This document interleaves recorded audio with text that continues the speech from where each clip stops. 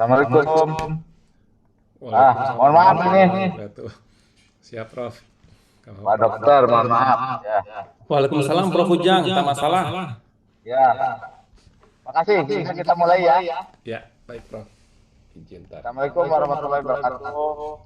Salam Yang warahmatullahi terhormat wabarakatuh. Pak Dokter dan Dokter Nur Hasanah. Eh, Sore ini kita akan melaksanakan sidang komisi yang kedua. Untuk itu saya persilakan terlebih dahulu presentasi selama 20 menit. Silakan Pak Denny. Baik. Izin. Bismillahirrahmanirrahim. Bentar.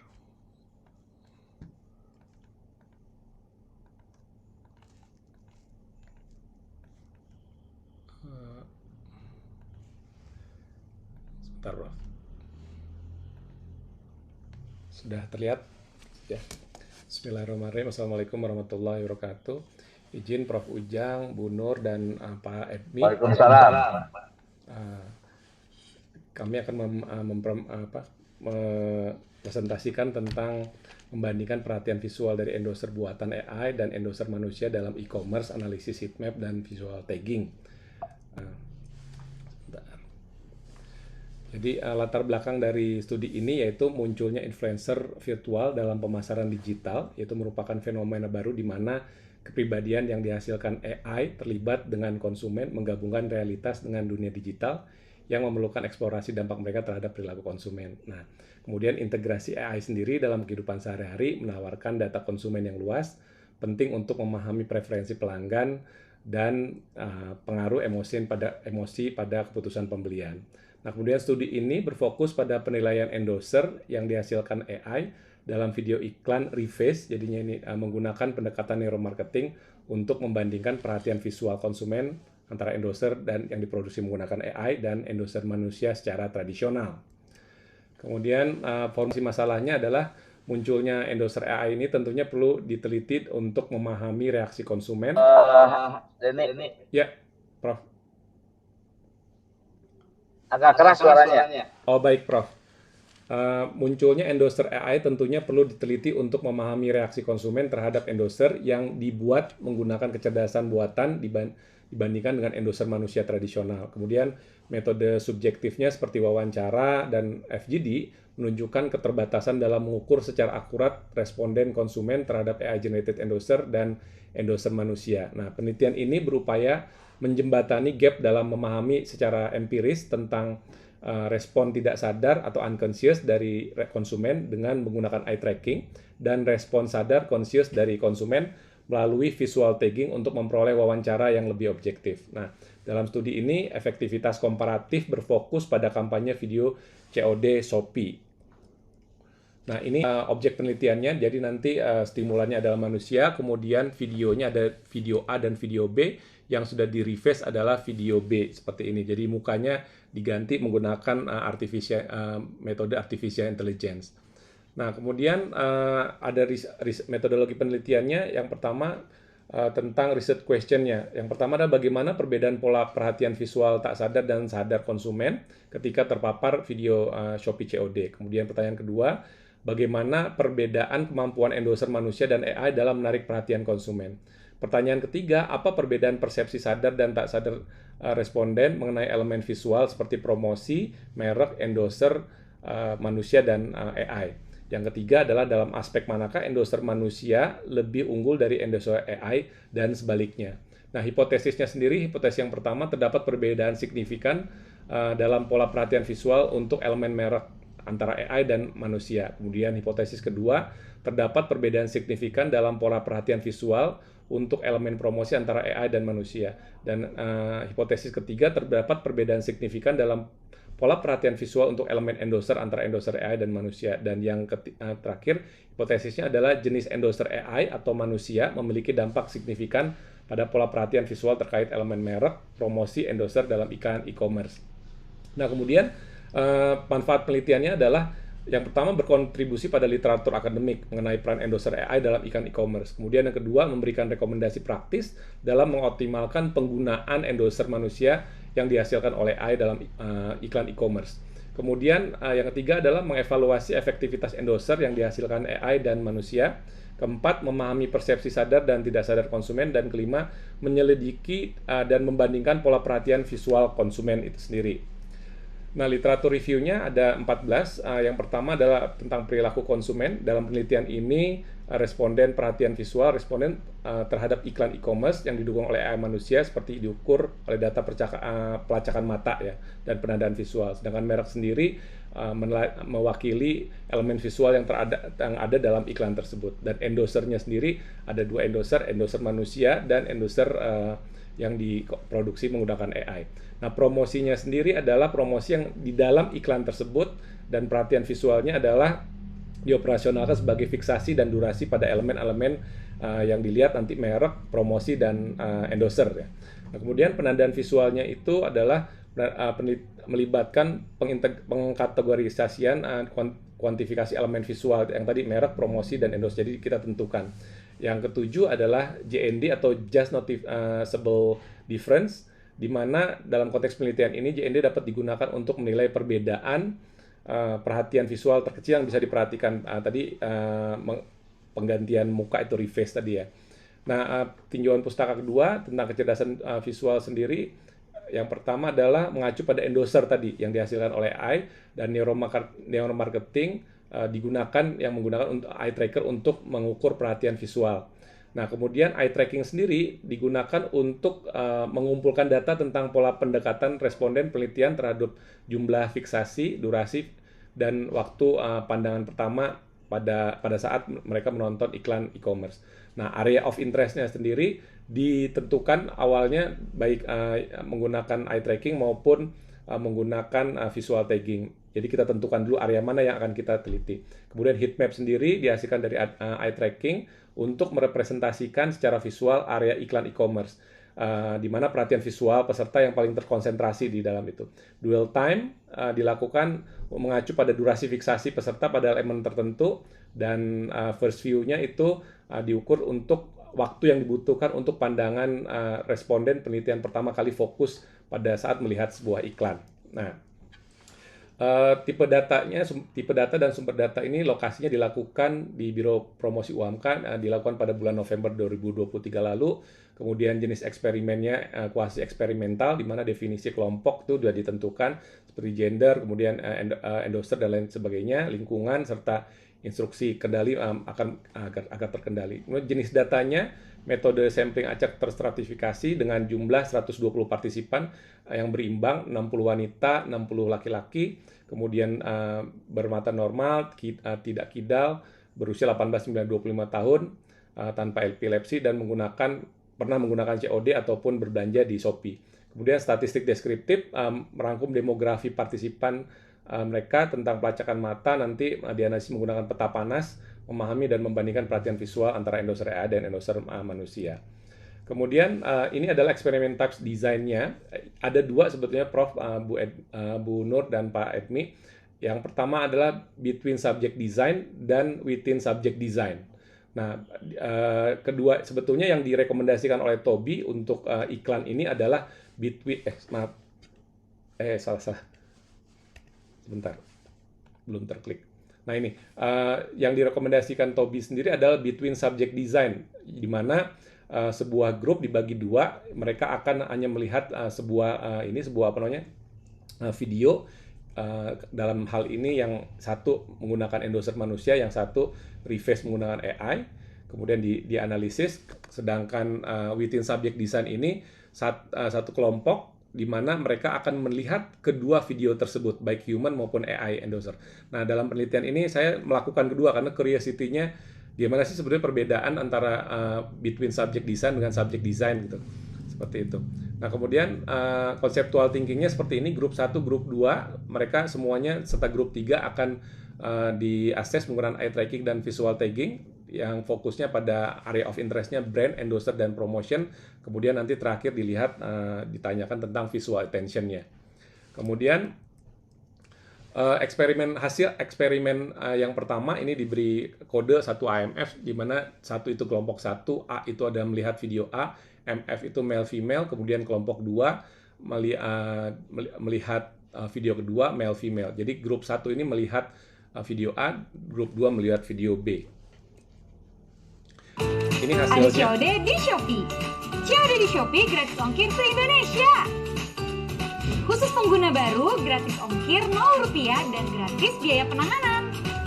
Yuk belanja pakai COD Shopee sekarang. Nah, jadi 15 detik dari video tersebut kita pilah-pilah, kita dibagi-bagi, dipotong-potong berdasarkan durasinya. Jadi durasinya itu sama-sama digunakan sama antara AI dan human endorser.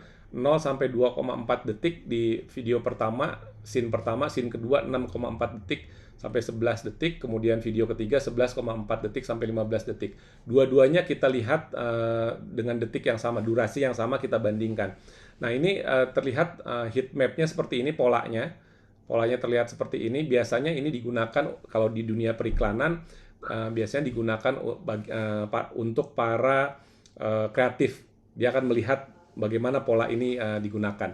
Kemudian selanjutnya adalah dari heat map tersebut kita bisa analisis dari eye tracker-nya akan keluar begitu kita tentukan area of interest-nya seperti ini. Jadi terlihat dwell time, first view-nya, kemudian view by-nya. Jadi ada 3 saja dalam hal ini dalam riset ini. Nah, ini bisa membandingkan langsung 29 versus 30, kemudian ini 26 versus 25, kemudian 30 versus 27, kemudian 32 versus 23, seperti ini. Kemudian dari situ kita lihat kembali di visual tagging-nya. Jadi tadi eye tracking yang unconscious, kemudian kita tanyakan menggunakan questionnaire.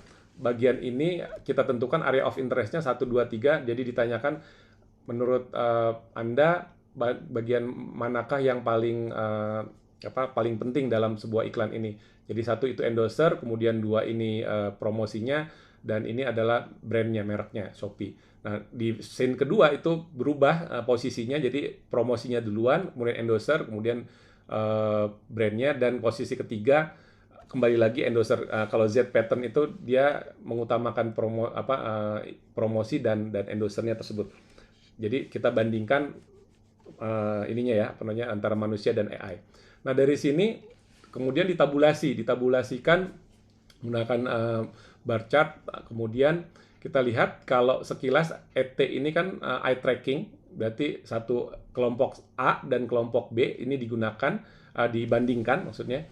Nah, ini terlihat untuk merek itu tidak terlalu banyak perhatian. Yang banyak perhatian adalah brandnya sendiri di scene pertama. Kalau di scene kedua itu promotionnya, di scene ketiga hampir sama ya. Ini jadi versus brand artificial intelligence AI dengan human-nya. Nah, kemudian ini adalah yang visual tagging. Nah, visual tagging sama polanya terlihat bahwa kalau brand tidak terlalu terpilih, yang tertinggi tetap di endorser, kemudian promosinya sama juga di scene kedua. Ini lebih malah di scene kedua promosinya lebih tinggi ya. Kemudian scene 3 juga seperti itu promosinya. Kemudian setelah itu kita tanyakan visual attention. Apakah merek tersebut dalam iklan tersebut telah terlihat dengan baik bagi Anda gitu kan. Nah, ini mereka hampir semuanya menjawab yes. Ini agak kontradiksi sebetulnya. Pada saat unconscious mereka tidak melihat sebetulnya. Pada saat unconscious mereka tidak lihat, kemudian pada saat ditanya pun diperlihatkan gambarnya itu mereka memilihnya tidak terlalu memperhatikan kepada brand yang di sebelah kanan, brand Shopee-nya. Tapi pada saat ditanya mereka menjawab ya semua gitu. Nah, kemungkinan besar ini dalam penelitian ini memang tidak diteliti tentang suara ya. Jadi Shopee ini tidak deteksi apakah diteliti ya apakah pengaruh suara itu berpengaruh atau tidak terhadap iklan itu tersebut. Nah, kemudian juga ini ditanyakan apakah adanya endorser tersebut. Kalau yang biru ini yang biru pertama ini, apakah endorser tersebut yang human maupun yang AI mempengaruhi iklan tersebut, kualitas produk yang ditawarkan. Nah, kebanyakan menjawab ya mayoritas. Kemudian setelah itu ditanyakan kembali, apakah Anda akan membeli setelah melihat iklan tersebut? Di sini ya, mereka lebih banyak yang menjawab ya, seperti itu. Nah, kemudian selanjutnya kesimpulannya adalah bahwa kalau kita lihat ini membandingkan eye tracking versus eye tracking, kemudian visual tagging versus visual tagging, visual attention versus visual attention, dan research conclusion-nya. Dan yang di sini yang high-nya adalah kalau eye tracking, high interest-nya adalah di endorser-nya, human endorser. High tension juga sama-sama memiliki high tension tadi yang di bar chart ini. Dan kesimpulannya adalah kedua apa namanya, baik endorser manusia maupun AI memiliki pengaruh yang sama terhadap keputusan pembelian. Sekitar 67,5% responden dalam setiap studi lebih cenderung membeli produk yang di-endorse dalam video tersebut. Nah, kemudian hasil dari riset kedua, di mana kelompok tersebut ada 40 orang tersebut melihat, jadi 20 laki-laki, 20 perempuan melihat video A dan B. Jadi mereka melihat dua-duanya. Tadi yang eksperimen pertama hanya melihat satu saja. Nah, hasilnya adalah ini polanya seperti tadi, kemudian juga sama patternnya seperti ini, kita bandingkan. Kemudian ini adalah hasil analisisnya tentang view ini. Kemudian juga ini persentase virtualnya, nanti di analisisnya kita coba tabulasi seperti ini. Trennya sama kalau kita lihat dari brandnya itu di pojok kanan itu tidak terlalu terlihat. Jadi fokusnya adalah lebih banyak kepada endorser dan kepada promosi itu sendiri. Kita lihat virtual attention-nya pun sama seperti itu. Fokusnya pada ini, walaupun agak meningkat nih. Kalau di sini dilihat berarti ada sedikit perubahan nih visual attention-nya. Jadi ketika ditanya bagian mana yang penting dari iklan tersebut.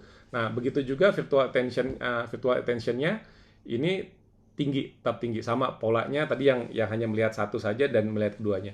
Begitu juga di sini nih, di apakah mereka berpengaruh positif terhadap produk yang ditawarkan, serta apakah inclined to buy ketika mereka melihat endorser tersebut. Jawabannya mayoritas ya, walaupun yang ini mereka agak lebih tinggi dibandingkan tadi yang kelompok hanya satu video saja. Kalau ini terlihat dua-duanya terlihat ketika mereka melihat dua video tersebut, keraguannya agak meninggi ini, seperti itu. Nah, kemudian hasilnya adalah di sini bahwa kesimpulannya adalah baik endorser manusia maupun AI memiliki pengaruh serupa pada keputusan pembelian, di mana 47,5% responden dalam studi endorser manusia dan 55% studi endorser AI lebih cenderung membeli produk yang didukung.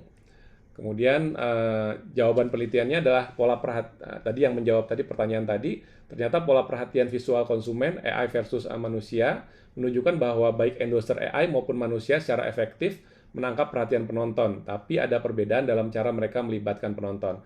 Kemudian pertanyaan kedua, perbedaan dalam keterlibatan dengan konten promosi dan elemen merek. Endorser AI tampaknya mengarahkan perhatian yang lebih langsung, jadi lebih cepat ininya melihatnya, sedangkan konten promosi dibandingkan dengan endorser manusia. Namun endorser manusia mempertahankan waktu diam yang lebih lama. Paling tadi sempat freeze. Ya. Oh ya, mempertahankan yang waktu lama. Kemudian pertanyaan keempat menjawabnya adalah kinerja endorser manusia versus AI, di mana endorser manusia lebih unggul dari endorser AI dalam mempertahankan keterlibatan penonton yang lebih lama. Jadi waktu diamnya itu lebih lama, dan mungkin dalam membangun kepercayaan dan kredibilitas karena daya tariknya yang berkelanjutan. Sebaliknya, endorser AI unggul dalam menangkap perhatian langsung yang dapat menjadi keuntungan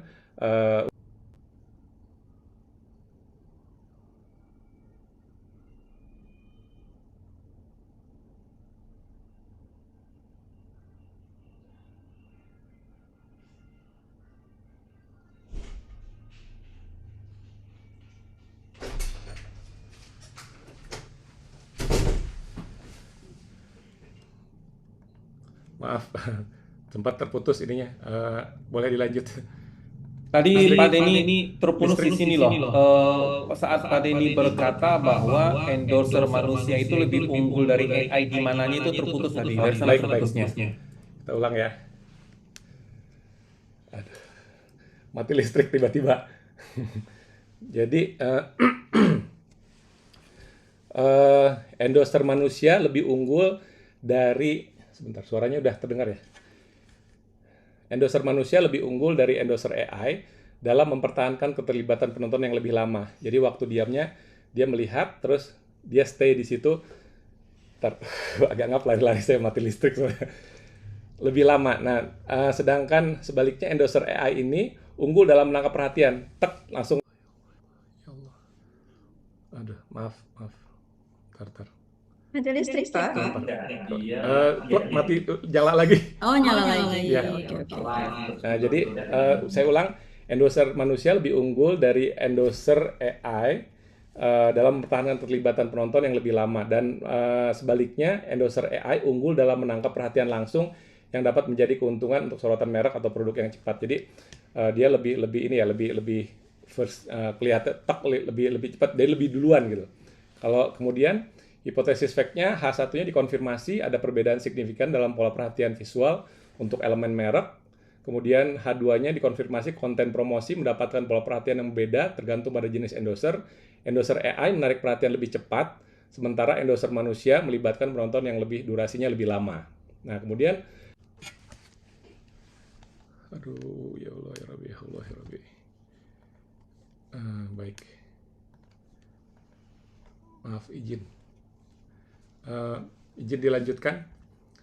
Kemudian H3-nya, sebentar, H3-nya ada perbedaan yang mencolok antara cara endorser AI mempengaruhi perhatian visual. Endorser AI lebih efektif dalam menarik perhatian dengan cepat, sedangkan endorser manusia lebih efektif dalam mempertahankan minat penonton. Maaf. Masya Allah. Itu Bentar. Mungkin izin boleh dimatikan ini dulu ya, apa namanya? Tidak full screen mungkin.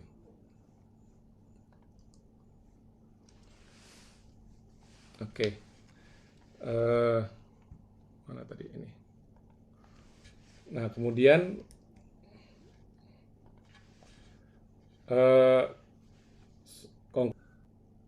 masih belum nyambung ya?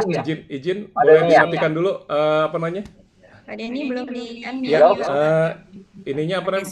Boleh dimatikan dulu, Prof. Apa namanya? Saya tidak pakai ini dulu, mungkin nggak kuat apa namanya? Iya, silakan Videonya ya. dimatikan aja videonya. Saya matikan videonya ya. Pak Denny lagi di mana lokasinya? Di rumah, Bu. Ininya, Oh, Bu. di rumah. Ya. Oke. Sebentar. Present. Masya Allah. Present. Oke. Kita lanjutkan.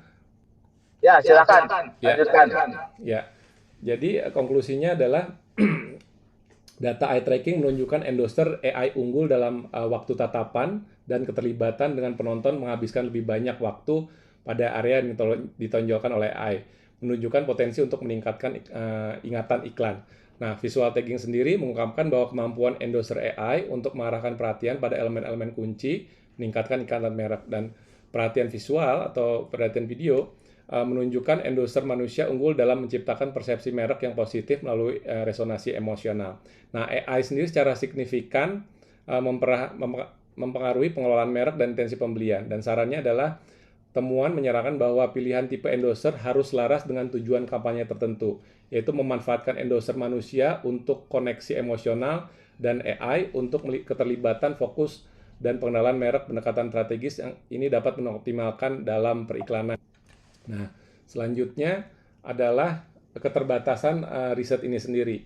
Nah, yang pertama adalah analisis heatmap ini, ukuran sampelnya, cakupannya, format iklan, serta industri dan desain endorser itu memahami dampak perhatian konsumen harusnya bisa diperluas lagi. Kemudian ukuran perhatian visual objektifnya bisa menggunakan respon fisiologis ataupun otak, yaitu menggunakan EEG nanti untuk agar lebih akurat dan mempelajari efek jangka panjang endorser terhadap persepsi merek dan penjualan.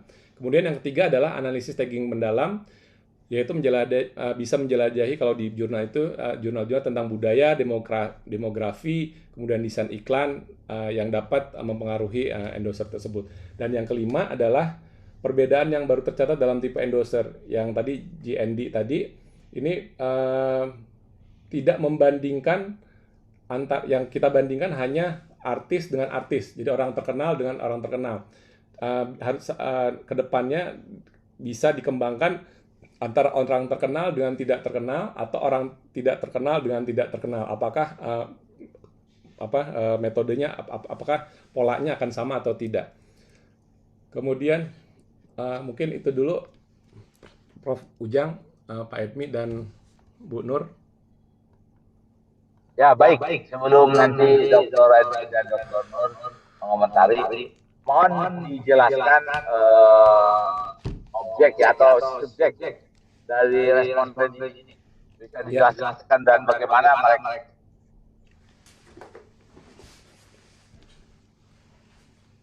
Pada saat perekrutannya ya, Prof ya? Ini mungkin videonya di off saja. Oh ya, baik. Boleh di off ya, Bu?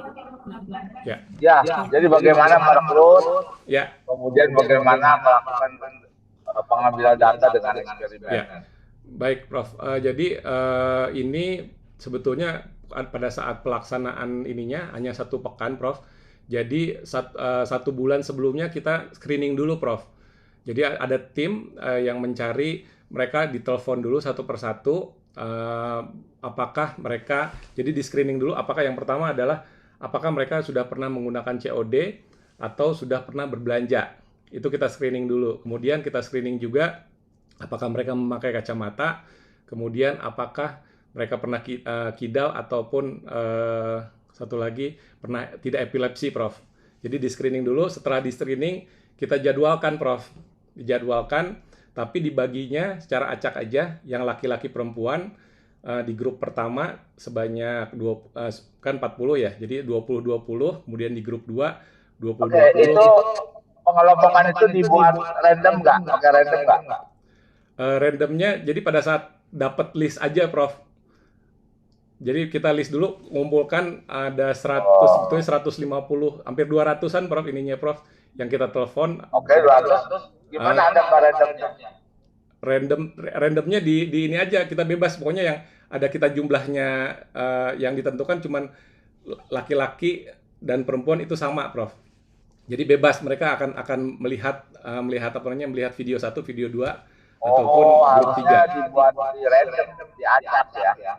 Siapa yang akan mendapatkan pengakuan ini dan melakukan itu harusnya. Ya, Prof. Iya, kan mudah itu. Ya. Oke, tapi cuma aja dijadikan catatan itu ya. Baik, Prof. Karena itu harusnya di Random ya. mana yang dapat pengakuan A atau pengakuan B gitu. Maksud random ini berarti bebas kan, Prof? Jadi kita punya daftar nama. Ya, Kita akan menentukan 20 laki-laki kelompok, misalnya kontrol atau kelompok yang dapat pengakuan. Nah, kita kocok tuh satu-satu. Harusnya begitu. Ini berdasarkan kedatangan aja sih, Prof. Biasanya, Prof. Kita tentukan ini apa namanya, tanggalnya, kemudian kedatangan, kemudian nanti dia akan dilihatkan seperti ini, izin. Nanti saya share screen dulu. Ya, ini aja. Cuma Baik, Anda jelaskan aja dulu lah ya, sebelum nanti mau komentar dan tidak random. Baik. Coba jelaskan dulu prosedurnya. Silakan. Jadi setelah list itu kita telepon, kita berikan jadwal. Jadi sebetulnya nggak si A harus langsung di kelompok ini, cuman kita hanya berapa nih yang sudah dapat laki-laki. Sebentar, mana ya tadi ya? Aduh, maaf. Nah, seperti ini, Prof. Jadi by kedatangan aja, Prof. Jadi kita nggak tentukan berdasarkan list itu. Kita hanya datangkan apa namanya, mereka datang, kemudian siapa yang duluan. Jadi kalau misalnya udah penuh nih yang grup apa namanya, grup 1 yang laki-lakinya, maka di by kedatangan aja sih, Prof.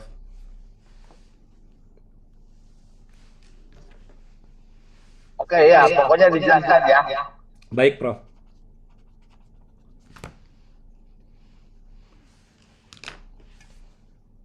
Oke, berikutnya saya persilakan Bu Dokter Bu Nur dulu atau Dokter Edwin, silakan.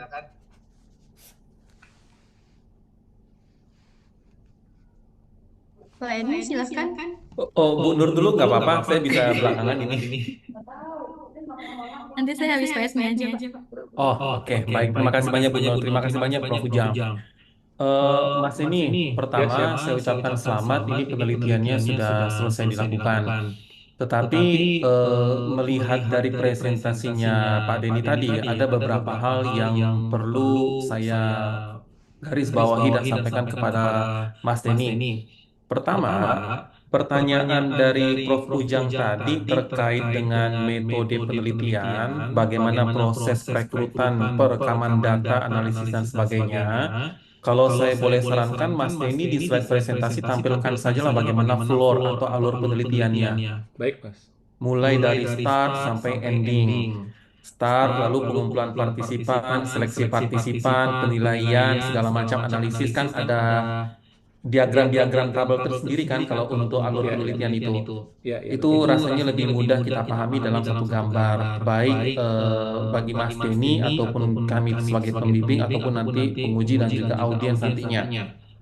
Saya rasa itu menjadi hal yang sangat menarik. Lalu nanti di masing-masing bagannya itu Mas Denny langsung tampilkan sajalah apa kriteria-kriteria yang Mas Denny sampaikan. Oh iya, baik. Yang perlu digarisbawahi adalah perkara mengenai tidak ada penyakit di otak itu justifikasinya sudah jelas. Tetapi perkara jenis kelamin kenapa laki-laki dan perempuan itu sepertinya perlu dijelaskan apa justifikasi penentuan kriterianya. Kalau terkait tidak pernah ada punya penyakit, dan segala macam, itu justifikasinya mudah kita pahami lah terkait proses yang terjadi di otak. Tapi terkait dengan laki-laki dan perempuan, itu sepertinya Mas Denny perlu menyampaikan justifikasinya pada saat menjelaskan alur penelitiannya itu. Baik.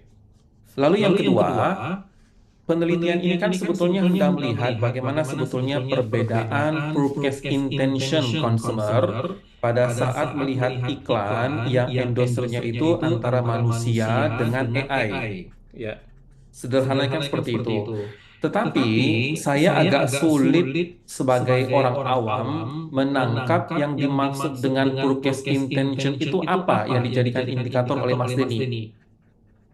Itu yang sepertinya harus clear dulu Mas Denny jelaskan. Apa sebetulnya indikator yang digunakan oleh Mas Denny untuk menyatakan seseorang purchase intention itu tinggi atau rendah. Itu yang tadi tidak tergambar. Lalu berikutnya, idealnya agar ini sederhana penelitian, jenis tampilan gambar yang digunakan oleh Mas Denny itu sebetulnya cukup satu aja. Mas Denny kan menampilkan 3 jenis gambar ya. 3 jenis tampilan, perbedaan antara manusia dengan AI.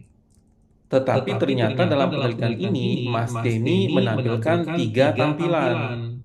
Di mana perbedaan 3 tampilan ini menyebabkan perbedaan regio of interest. Apa akibatnya? Kalau menampilkan 3 jenis tampilan sebagaimana Mas Denny tampilkan sekarang, pertanyaannya bukan lagi antara manusia versus AI, tetapi menampilkan perbedaan antar lokasi ROI.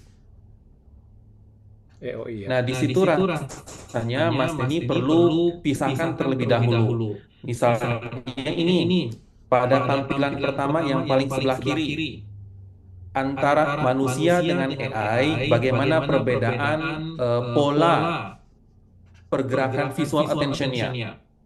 Oh iya. Di gambar kedua, bagaimana perbedaan pola visual attention antara manusia dengan AI. Pada pola ketiga, perbedaan visual attention antara manusia dengan AI. Itu kan clear jadinya saat kita membandingkan antara manusia dengan AI. Berikutnya, jika ingin melihat lebih jauh, bagaimana perbedaannya jika posisi ROI-nya kita ganti. Jadi penjelasan itu ada 2 step Mas Denny. Kalau langsung tampilkan seperti ini kan seolah-olah satu hal yang dicampur adukan gitu loh. kita sebagai orang awam jadi susah mengerti. Padahal tujuan awal pertamanya adalah hendak melihat bagaimana purchase intention para konsumer ketika melihat iklan di mana endorsernya itu adalah manusia dengan AI. Kan tujuan utamanya itu. Ya, Kita tidak bicara terkait dengan perbedaan posisi ROI. Tidak apa-apa masih ditampilkan, tetapi sebaiknya ini dipisahkan bahasannya. Jangan dicampur adukan dari awal. Nah, itu masih ini. Lalu yang kedua, ketika Mas Denny menampilkan tabel diagram sebelum masuk tabulasi itu, kita fokus dulu pada gambar ini. ya, Yang namanya visual attention menggunakan human eye tracker itu kan ada dua ya Mas Denny. Ada heat map dan ada juga gas plot. Nah, heat map itu memang menunjukkan di mana lokasi yang paling mendapatkan interest oleh si penonton. Sedangkan gas plot itu lebih berfokus kepada urutan ia melihat sebuah objek. Nah, pada saat kita hendak membahas, ia melihat manakah yang paling menarik perhatian atau ia melihat yang pertama kali duluan, itu kan seharusnya menjadi dua hal berbeda. Mas Denny tadi memang menampilkan bahwa jika menggunakan manusia sebagai endorser, retention rate-nya tinggi dibandingkan AI. Tetapi jika menggunakan AI, si konsumen lebih aware terlebih dahulu, lebih cepat aware-nya terhadap produk. Ini kan sesungguhnya dua hal yang berbeda Mas ini bahas. Yang satu membahas heat map, yang satu lagi sebetulnya membahas gas plot. Nah, ini kalau memang seperti itu, idealnya Mas ini tampilkan dua, heat map dan gas plot untuk masing-masing tampilan. Jadi tampilan paling kiri itu kalau bisa ada heat map dan gas plot. ininya ya. Tampilan kedua ada heat map dan gas plot. Tampilan ketiga juga ada heat map dan gas plot. Nah, itu lebih mudah bagi penonton memahami kemana sebetulnya perbedaan purchase intention konsumer ketika melihat iklan ini. Baik. Berikutnya, yang membuat kami sebagai orang awam, kalau sebagai pembimbing kita udah berkali-kali diskusi, paham lah. Tapi sebagai orang awam melihat presentasi Mas Denny, kami kebingungan ketika Mas Denny menampilkan tabulasi. Tabulasinya kan di slide terpisah gabung semua. Jadi ketika Mas Denny menjelaskan ini, lalu kami harus mengingat kembali di mana posisi region of interest, ini kesulitan. Saran saya, kalau ini disandingkan saja, itu rasanya lebih memudahkan kami memahami gitu loh. Tampilan yang pertama perbandingan tabulasi seperti ini loh, tampilan kedua perbandingan tabulasi seperti ini, tampilan ketiga perbandingan tabulasi seperti ini. Baru endingnya Mas Denny mau tampilkan seperti ini, saya rasa sih nggak apa-apa. Baik. Jadi ketika kami membaca data ini di slide yang penting ini, kami tidak sedang menduga-duga posisi gitu loh, tidak sedang imajinasi, tapi memang langsung kelihatan. Digabungkan ya. Iya. Lalu sekarang coba balik lagi Mas ini ke gambar heat map-nya itu. Heat map ini sebetulnya kan data menggabungkan data ke 120 orang itu kan Mas ini. Ya, betul 40-40. Ini jadi riset pertama 40-40, nggak Iya. Akibatnya apa? Seolah-olah ini partisipan bilang seluruh regio. Kita inginnya dari 40 orang itu kalau diambil data statistik, ia melihat kemana paling banyak. Bukan semua data 40 orang itu masih digabungkan, tampilin. Kita coba lihat ini ya, yang grup 3. Grup 3 yang di bawah, yang di tengah. Yang ini. Ini kan seolah-olah yang di tengah-tengah yang bawah. Iya. Ini kan seolah-olah itu partisipan melihat seluruhnya. Padahal kalau kita ambil analisis statistik, itu pasti akan ketahuan dari data 40 orang itu sebetulnya mereka melihat paling banyak itu ada di mana. Ya, yang ini. Nah, itulah. Itu kan? Ya, ini ya. Nah, daerah sana saya khawatir itu tidak terlihat pada data heat map sebelumnya. Slide sebelumnya coba lihat. Ini. Yoi. Jadi ini sebetulnya pada saat kita ini di dalam satu software, Mas. Jadi pada saat ini ada, dia diklik berikutnya kita lihat nanti ini otomatis keluar, Mas. Oh iya udah, berarti coba jalan aja tampilannya. Kalau region of interest itu Mas ini lebih perkecil. Dulu timnya di UHAM kan pandai melakukannya, saya nggak ngerti itu tekniknya gimana, udah lupa. Tolong diskusi lagi gimana caranya ya. Iya. tadi ada jadi ini menggunakan gas plot Mas. Jadi bukan yang engine ini karena itu agak mahal. Saya nggak bisa akses ke sana. Jadi otomatis cuman keluarnya datanya tersedia dari sini aja Mas.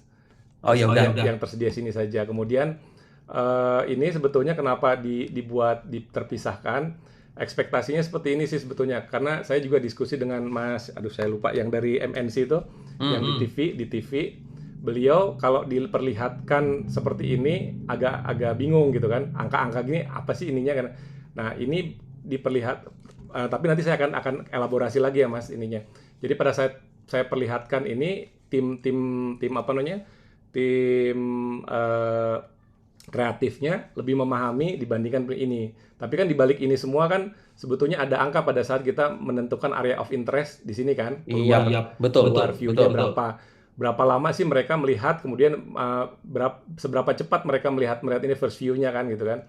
Nah, pada saat kalau ini sama lah, kalau ini tagging lah, biasa seperti kalau kita pemilu gitu kan ada tagging ya ininya. Nah, kemudian pada saat ke manajernya ditanyakan ini apa sih? Nah, makanya saya buat ini bagaimana saya berpikirnya adalah bagaimana agar mereka tuh paham gitu loh untuk ini. Jadi langsung summarize-nya di sini sih sebetulnya. Tapi memang betul Mas Edmi, seharusnya satu-satu di samping-samping kali ya di ininya ya, agar kita nggak ngawang-ngawang. Jadi ini kelas level manager akan melihat ini, oh ternyata brand Shopee yang ada di sini, yang di pojok kanan ternyata nggak terlalu terlihat gitu, yang merah-merah ini gitu kan. Itu sih Mas tujuan tadinya memisahkan, tapi memang kalau awam langsung itu jadi bingung juga ya, harusnya disatu-satukan ya Mas ya. Ya, itu lebih memudahkan. Baik, siap. Sorry, saya malah jadi lupa. Yang berikutnya adalah terkait dengan visual tagging. Nah, yang visual tagging itu saya kurang menangkap bagaimana esensinya. Visual tagging itu kan conscious, sedangkan dengan eye tracking itu unconscious. Betul. Ternyata dari satu kesimpulan utama yang saya dapat informasi dari Mas Denny, entah dia gunakan manusia sebenarnya ataupun AI, itu tidak memberikan pengaruh signifikan kepada seseorang untuk membeli. Itu sebetulnya hasil penelitian Mas Denny ini bisa merubah bagaimana industri advertising ke depannya. Karena kan Mas Denny udah sampaikan, menggunakan manusia itu biayanya mahal dibandingkan dengan AI. Ternyata hasil riset Mas Denny menunjukkan bahwa entah manusia asli ataupun AI, pengaruhnya sama aja. Sama, betul. Untuk menghemat biaya, production house pasti akan memakai AI nantinya. Betul. Nah, itu yang kurang tergambar di pamungkasnya Mas Denny gitu loh. Karena dari point of view sekolah bisnis, harusnya kan di situ poin-poinnya Mas Denny ya. Betul. Nah, itu yang tadi tidak ketangkap. The point of view sebagai sekolah bisnis itu yang kurang ketangkap dari Mas Denny. Betul. Lalu terakhir satu lagi, mengenai visual tagging itu tadi saya masih kurang menangkap perbedaannya. Kalau ternyata antara visual tagging dengan conscious dengan unconscious datanya sama aja, itu udah menjadi capaian luar biasa. Akan merubah landscape-nya pembiayaan advertising lah nanti kira-kira ke depannya. Itu yang tolong Mas Denny tampilkan kuat di point of view school of business-nya Mas Denny ya. Baik, siap Mas, siap. Dari saya segini cukup Prof. Ujang. Baik, saya tertinggal itu betul. Makasih untuk ya, baik, terima kasih Pak Dr. Edmi, ini sangat kritis ya, luar biasa ini masukannya, tolong itu menjadikan catatan penting ya. Oke, kita dengarkan dulu dari Ibu Dr. Nur. Baik, terima kasih Pak Prof. Ujang dan Pak Dr. Edmi yang sudah sangat teliti ya, termasuk tadi juga hal-hal teknis yang ditampilkan oleh Pak Denny ya, dari map, kemudian dari apa tadi istilahnya yang kotak itu visual tagging Bu. Visual tagging ya, masalah visual tagging gitu. Tadi poin-poin dari Pak Edmi sangat bagus ya, mulai dari tadi di bagian tabulasi yang diberikan ya, dengan yang di bagian depannya juga saya setuju. Kemudian di paling akhir juga ya, mengenai apa sebetulnya kesimpulan yang paling dasar ya, istilahnya yang paling besar ya, dari eksperimen ini terhadap yaitu ya tadi terhadap advertising secara umum seperti itu ya. Ya. Kemudian saya agak concern dengan ini Pak. Yang pertama dengan waktu presentasi ya. Waktu presentasi itu maksimal itu 20 menit dan perlu diseimbangkan antara menyatakan menjelaskan tentang pendahuluannya ya, baik latar belakang perpustakaan yang lainnya, kemudian metode ya bagaimana bisa disampaikan dengan baik, terutama tadi karena ini adalah penelitiannya cukup teknis ya, jadi bagaimana bisa memahamkan tadi itu flow penelitiannya.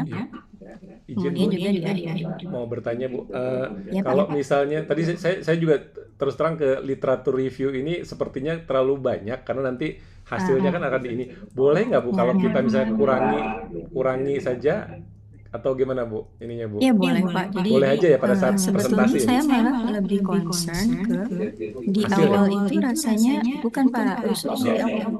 Yang di awal, coba kita lihat di depan sebelum ini. Nah, jadi dari judul kan, terus ke background study. Nah setelah itu langsung ke problem formulation, nah seperti itu ya. Jadi saya masih merasa ada hal yang masih bisa disampaikan di sini sebelum masuk ke problem formulation itu gitu. Jadi tadi memang cukup banyak ya waktu yang dihabiskan di tinjauan sastra. Nah itu bisa dialihkan ke bagaimana bisa memahamkan problemnya itu apa gitu ya. Latar belakangnya seperti apa, kenapa dibutuhkan ya penelitian ini, kemudian gap risetnya itu di mana ya, dan novelty juga rasanya tadi belum disebutkan secara spesifik ya. Padahal novel itu pasti nanti akan ditanyakan jadi poin yang apalagi di penelitian S3 ya. Bahkan bisa jadi hal-hal yang cukup teknis ya, seperti misalkan tadi Pak Edmi mengatakan bahwa flow penelitiannya dijelaskan dalam satu slide. Nah itu sudah sangat baik. Tapi jangan sampai di situ menghabiskan banyak waktu sehingga sehingga nanti hal-hal yang lainnya jadi berkurang gitu waktunya, terutama di bagian yang awal, di bagian novelty, bahkan ada ya. Nah kalau hal-hal yang teknis itu nanti baik juga untuk disimpan untuk dijelaskan pada saat misalkan ada yang bertanya gitu ya. Jadi tetap ada disiapkan slide-slide-nya, masalah pendukungnya nanti bisa dikeluarkan pada saat pertanyaan, pada saat diskusi. Oh baik. Ya, saya ini ngerangkum lagi bagaimana itu yang dari kemarin tuh saya, karena waktunya kalau lihat teman-teman kan menghadiri itu banyak juga ini waktunya. Kalau tinjauan pustakanya ini sebetulnya dituliskan di slide-nya nggak apa-apa, tapi nggak semuanya harus dibacakan. Oh gitu, baik. Ya, itu saja dari saya untuk saat ini. Terima kasih. Baik. Dirian ini.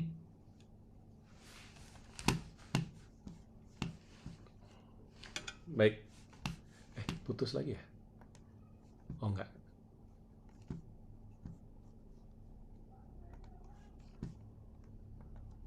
Prof? Oke, baik ya. Baik, Prof. Nanti tolong dicatat semua. Tolong dijelaskan kembali yang dependent variabelnya. Oh, dependent. Yang ini ya, Prof. Ini, Prof. Jadi sebetulnya riset ini kan tidak, kalau mau dilanjutkan ada purchase intention ya jadinya. Nah di sini kita hanya sampai visual attention saja. Nah dependent variable-nya itu adalah visual attention, di mana independennya adalah tadi brand, endorser dan promotion gitu. Di ininya di sebelah kirinya gitu. Nah memang tadi tidak dilanjutkan ke purchase intention. Kita ingin melihat dalam suatu iklan itu bagaimana promosi itu bagian-bagian promosi itu brand, endorser, promosi itu bisa dilihat, Prof. Gitu, Prof. Itu, Prof.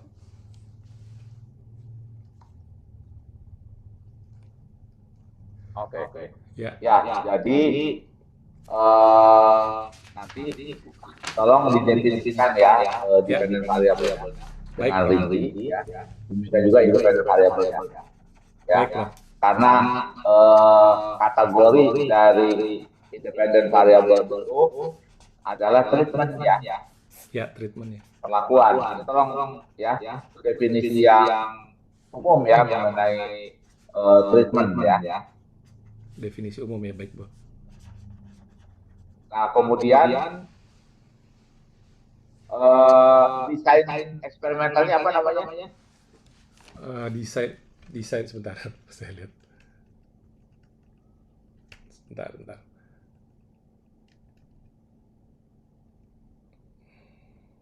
Tadi tinjauan pustakanya ini. Coba, mau disebutkan apa?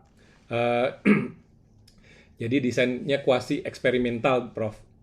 Jadi kelompok berdasarkan karakteristik yang sudah ada sebelumnya. Jadi gender tadi yang laki-laki perempuan, kemudian yang udah pengguna apa namanya Shopee yang sudah menggunakan COD maupun yang hanya belanja saja, Prof.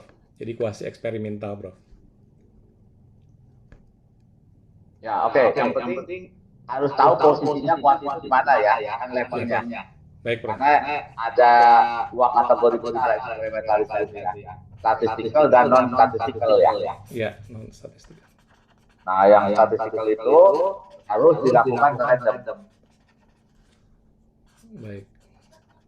Oke ya. Baik, Oke, jadi nanti tolong diperbaiki masukan dari Dr. ini ya, Dr. Mon.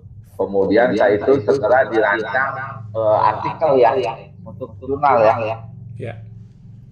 Nah, Siap, Prof. oke, kalau sudah ada artikel disubmit baru nanti kita jadwalkan seminar. Kalau untuk artikel saya submit 2 tentang literatur review, boleh, Prof? Boleh itu ya. Ya, Oke. itu sudah alhamdulillah sudah terbit, Jadi Prof. nanti syarat ujian itu literatur review di jurnal berprestasi atau jurnal nasional. Tapi yang berikutnya yang satunya harus berdasarkan hasil penelitian. Oh, baik, Ya. Prof. Baik, Prof. Ya. Ya. Ini, Prof. Ya, oke, baik ya. Siap, Prof. Baik, Prof. Nanti Ada kalau masukan lagi, Bu? setelah direvisi, Prof, kira-kira bisa seminar hasilnya gimana ya, Prof? Ya, diperbaiki aja dulu ya. Baik, Prof. Nanti saya baca ulang ya.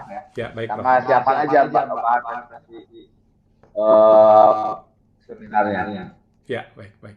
Siap, Prof. Jadi kalau sekarang ini posisinya Pak Den itu sudah ada 2 artikel yang sudah terbit ya? Sudah ya, Bu. Sudah terbit, Bu. Oke. Kalau untuk syarat ujian berarti sudah bisa ya Pak Ujang ya? Sudah terpenuhi ya, Bu.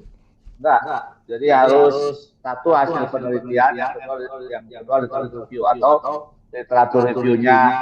Jadi harus ada hasil penelitian. Bukan dua-duanya literatur review. Setidaknya sudah submit begitu ya Pak ya? Oh, submit aja ya. Betul. Baik. Oke, baik. Baik. Siap, Prof. Bisa kasih lihat Oke, langsung ya. publikasinya yang terbit itu di sini. Kenapa, Mas? Publikasi yang sudah terbit itu yang mana itu? Yang JND dengan sebentar ya, saya cari dulu. Sebentar. Coba bisa ditampilkan. Bentar, Prof. Sebentar saya lihat.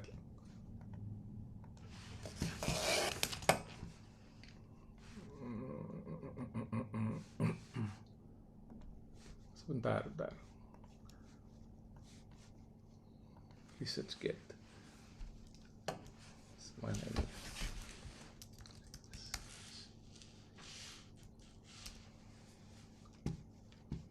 ResearchGate. Sebentar.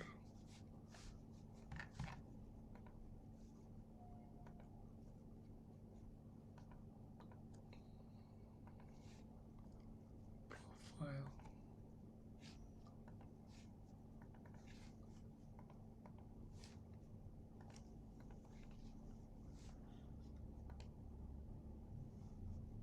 Sebentar. Koneksinya. Sebentar.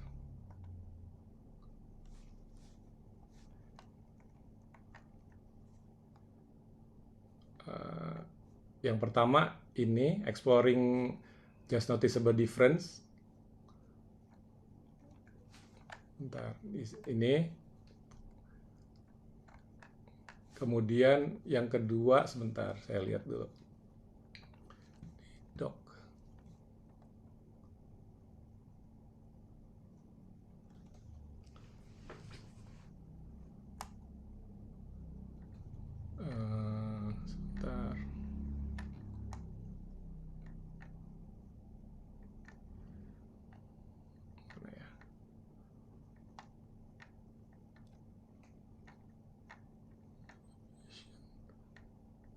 Ntar saya cari di Gmail dulu deh. Agak lambat saya ininya.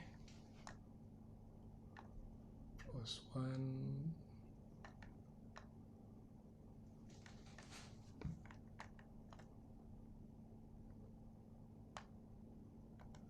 Ini kalau nggak salah, exploring viewer interest area. Exploring viewer interest area through visual tagging.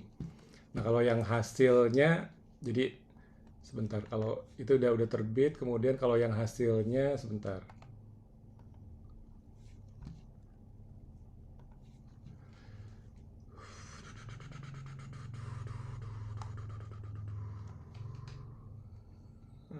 Ini kalau nggak salah nih.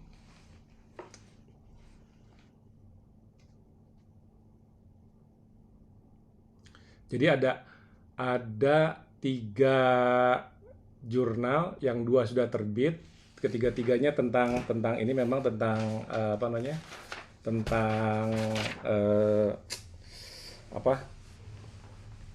literatur review. Nah, yang terakhir baru akhir. Cuman ini saya agak ragu-ragu nanti tentang biaya EPC-nya itu, Prof. Lumayan agak mahal kalau misalnya terbit. Ini judulnya apa Mas ini? Ini nih. Comparing AI and Human Endorser in E-commerce at Heatmap and Tagging Technique Analysis. Ini belum, Mas. Akan submit tadinya sih Maret kali, Februari atau Maret gitu nanti. Oh, ini Baru masih submit. proses. Masih proses. Jadi kalau persyaratannya kan 2 di administrasi, tapi saya pengen submit juga ke Elsevier nanti. Gitu. Jadi yang sudah terbit adalah yang disabled. Disabled 2, yang judulnya Exploring, ntar saya coba cari ya, Exploring Viewer Attention. Ada 2. Ini indeks Scopus nggak, Pak Denny? Kalau iya, Prof, itu Q3, Prof. Oke, kalau indeks Scopus berarti memenuhi syarat ya. Iya, Prof, baik, Nah, Prof. nanti berarti yang lagi yang jurnal. Bagaimana, Prof?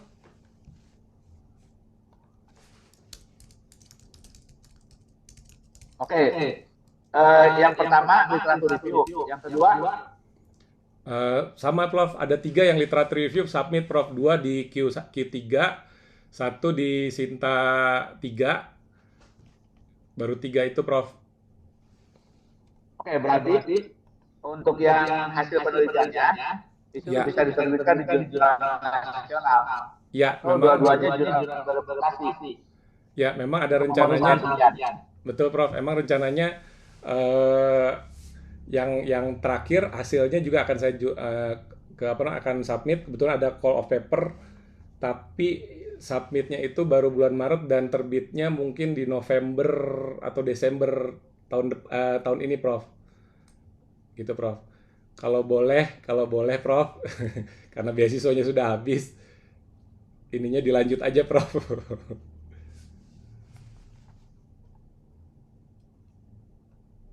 Nah, kalau bisa yang terbit aja. Oh gitu, Prof. Nggak usah ke Nah, Elsevier. Yang penting bagian dari hasil penelitian. yang hasil. Baik, Prof. Terbitkan di Siap. jurnal nasional. Siap, Prof. Baik, Prof. Dalam negeri atau luar negeri, Prof? Ya. Dalam negeri nggak apa-apa, Prof? Coba dalam negeri dulu ya kita. Baik, Prof. Coba kalau bisa kita tarik, coba. Yang penting cepat ya, Prof. Ini ya, Prof. Baik. Baik, Prof. Baik, siap, Kalau Prof. bisa ujian Siap. bulan depan. Siap, Prof. Alhamdulillah. Makasih banyak, Prof.